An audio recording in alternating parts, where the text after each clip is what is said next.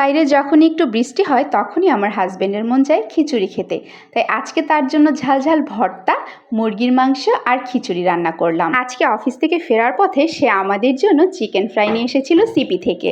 বাইরে কিন্তু ঝুম বৃষ্টি হচ্ছিল, তারপরেও সে আমাদের জন্য কিছু মজার খাবার নিয়ে আসতে ভুলে না কখনোই। আর সে যেহেতু আমাদের জন্য এত কিছু করে, তার বায়না তো পূরণ করতেই হবে। তাই চলে এলাম খিচুড়ি আর মুরগির মাংস রান্না করার জন্য।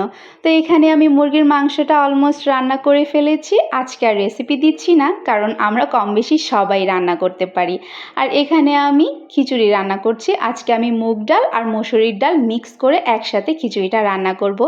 এই তো আমার খিচুড়িটাও অলমোস্ট হয়ে গেছে। রান্নার শেষের দিকে আমি হালকা একটু ঘি ছিটিয়ে দিচ্ছি, আর ঘি দিলে কিন্তু খিচুড়ির টেস্টটা ডাবল হয়ে যায়। তো here is the final look. আমার খিচুড়িটা একদম রেডি হয়ে গেছে। আর এখন বানিয়ে নিচ্ছি ভর্তা।